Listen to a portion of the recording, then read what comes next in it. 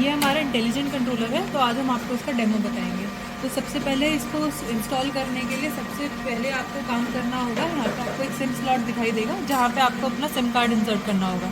इस SIM slot में आप कोई भी सिम कार्ड इंसर्ट कर सकते हैं, चाहे जियो, चाहे एयरटेल या कोई और भी नेटवर्क प्रोवाइडर का। उसके बाद आपको इस में 2 एंटीना दिखाई देंगे, तो आपको ये दोनों एंटीना इस ग्रोमेट से, यहाँ पे आपको एक ग्रोमेट दिखाई देगा इंक्लोजर में, उससे आप बाहर निकालेंगे और ऐसी जगह रख देंगे जहाँ से आपको नेटवर्क मिलने शुरू होंगे। ये आपका पहला एंटीना गया और उसके बाद ये आपका दूसरा एंटीना जो आपका है, ये भी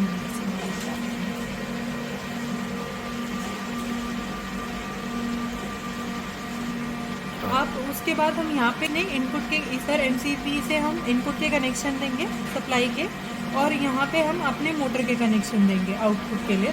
उसके बाद हम इस डोर को बंद कर देंगे और अपना कंट्रोलर को हम इसके बाहर से यहाँ से हम इसको चला पाएंगे। अब हम बात करते हैं इस कंट्रोलर को ऑन। अब हम इसको पूरे को ऑन करेंगे, तो सबसे पहले हम अपनी MCB को ऑन करते हैं। जब हम अपनी MCB ऑन करेंगे तो हमारे यहाँ पे आप LEDs देख पा रहे होंगे, तो काफ़ी सारी LEDs हैं, तो उनमें से LEDs ग्लो करना शुरू करेंगी। तो सबसे पहले हमारी RYB LED ग्लो कर रही होगी। इसका मतलब है कि हमारी जो RYB फेज है वो आ रहा है। उसके बाद आप देख पा रहे होंगे हेल्दी LED भी ग्लो कर रही है। इस हेल्दी LED का मतलब है कि आपका जो सिस्टम है वो सही से काम कर रहा है और इसमें कोई फॉल्ट नहीं आ रहा है। उसके बाद आपने सिम लगाया है तो हमारा जो 4G और GSM वाली LED है वो ग्लो करना शुरू कर देगी। अब आप चेक करना चाहेंगे कि हमने अपना सिम सही लगाया है या गलत लगाया है, तो उस केस में हमारी जो GSM वाली LED है वो ब्लिंक करना शुरू कर देगी और उसके बाद हमारी जो GPRS और सर्वर वाली LED है वो ग्लो करना शुरू कर देगी। अब आप देख पा रहे होंगे कि हमारी GPRS और सर्वर की LED ग्लो करना शुरू कर चुकी है। उसके बाद हम अपने इस कंट्रोलर को 2 मोड में चला सकते हैं, ऑटो और मैनुअल मोड में। तो हमें पता लगाने के लिए कि हमारा जो कंट्रोलर है वो कौन से मोड में है, यहाँ पे एक LED देख पा रहे होंगे ऑटो/मैनुअल। तो अगर ये LED ग्लो नहीं कर रही है, इसका मतलब मेरा जो पंप है वो अभी कंट्रोलर है वो मैनुअल मोड में है। तो मैनुअल मोड में ऑपरेट करने के लिए मेरे पास यहाँ पे बटन दिए हुए हैं। ये ग्रीन बटन जो है इससे मेरा पंप जो है वो ऑन हो जाएगा।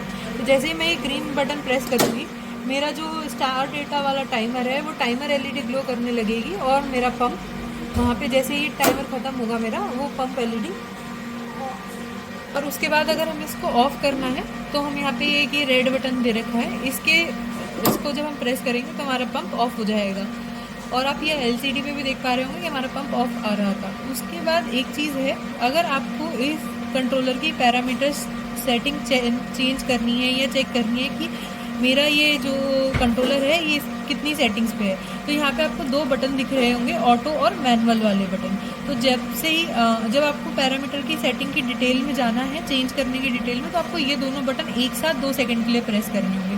तो जैसे ही आप ये 2 सेकंड के लिए प्रेस करेंगे तो ये आपकी पासवर्ड वाली स्क्रीन आ जाएगी। तो जैसे ही आप इसमें पासवर्ड डालेंगे, पासवर्ड में प्लस माइनस करने के लिए आपको ये ऑटो वाला जो बटन है, ये प्लस वाला बटन है, यही दबाना होगा। तो जैसे ही, और अगर उसके बाद नेक्स्ट डिजिट पे जाना है तो मैनुअल ये माइनस वाली LED से, माइनस वाले बटन से आप दूसरे नंबर पे जाएंगे, फिर तीसरे नंबर पे जाएंगे और फिर चौथे नंबर पे जाएंगे। जब आपका पासवर्ड हो जाएगा तो यहाँ पे एक आपको एंटर बटन दिखाई देगा। उस एंटर बटन से आप एंटर करेंगे तो आप सबसे पैरामीटर का जो चेंज करने का सेटिंग का डिटेल है आप उसमें आ जाएंगे। तो सबसे पहले आप देखेंगे कि पंप करंट कितना सेट हो रहा है। आप इस पंप करंट को कम या ज़्यादा भी कर सकते हैं मैं ऑटो से, और अगर आप मैनुअल और अगर आप नेक्स्ट पे जाना चाहते हैं तो आपको मैनुअल बटन दबाना होगा। एस्केप आपको तब दबाना होगा जब अगर आप चेंज करेंगे और आप वैल्यू को उसको सेव करना चाहते हैं। तो अगर मैं नेक्स्ट उसमें जाती हूँ ओवरलोड वाली में, तो अगर मुझे ओवरलोड कम उसके बाद हम इसमें ड्राई रन सेट कर सकते हैं, करंट अनबैलेंस सेट कर सकते हैं, हाई वोल्टेज सेट कर सकते हैं। मैं इसमें हाई वोल्टेज कम या ज़्यादा भी कर सकती हूँ प्लस या माइनस बटन से। तो आप देख पा रहे होंगे मैं हाई वोल्टेज चेंज करके भी कर पा रही हूँ ये। उसके बाद low voltage, power on time, star delta time और मोटर मोड है। तो ये सारी सेटिंग्स आप इस कंट्रोलर से प्लस माइनस बटन और ये चारों बटन्स की हेल्प से आप चेंज कर सकते हैं। जब आप अपनी सारी सेटिंग्स चेंज कर लेंगे उसके बाद यहाँ पे एक एंटर बटन है, इस एंटर बटन को दबा के आप मेन स्क्रीन में वापस आ जाएंगे। तो आप देखेंगे जो आपकी LCD है उसमें आपके सारे पैरामीटर्स कंटिन्यूअसली आ रहे होंगे। उसके बाद अगर आपको इसको ऑटो मोड में चालू करना है तो ऑटो मोड में करने के लिए आप सबसे पहले ऑटो बटन दबाएंगे। तो आप उसके बाद देखेंगे कि आपकी जो LED है वो ग्लो कर, ऑटो और मैनुअल वाली LED वो ग्लो करने लगी है। उससे अब आपका पंप जो है वो ऑटो मोड में चला गया है। अब आप अगर आपने जैसे ही आपने ऑटो LED ऑन करी, अब आप मैनुअली इसको ऑन ऑफ नहीं कर पाएंगे, आपको बार बार दिखाएगा कि आपका मोड ऑटो है। अगर आपको कोई भी फॉल्ट रीसेट करना है तो आप ये रेड बटन के उससे मैनुअली अगर फॉल्ट रीसेट करना है तो आप उससे कर पाएंगे, जो आपको दिखाने लगेगा रीसेट ऑल फॉल्ट। तो सबसे पहले आपको अपना नंबर जो इस कंट्रोलर के अंदर सिम है उसमें रजिस्टर करना होगा। उसके लिए आपकी SMS कमांड्स होती हैं, वो आप इंस्ट्रक्शन मैनुअल जो इसके कंट्रोलर के साथ आपको मिली है उसमें भी देख सकते हैं। बाकी अभी आपको करना है तो सबसे पहले हम कर रहे हैं इसमें अपना नंबर रजिस्टर नंबर। तो जैसे ही हम ये कमांड भेजेंगे वैसे ही हमारे पास एक मैसेज आ जाएगा कि SMS 1 चेंज बाय SMS। तो मेरा जो नंबर है वो अब इस कंट्रोलर में जो सिम है उसके साथ रजिस्टर हो गया है।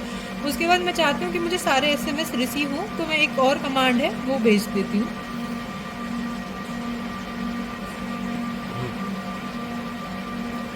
उसके बाद हमारा ये आने लगेगा कि SMS facility on by SMS। तो उसके बाद मेरे को अपना पंप ऑन करना है तो मैं ऑन वाली कमांड भेजूंगी। जैसे ही मैं ऑन भेजूंगी वैसे ही मेरा पंप चालू हो जाएगा।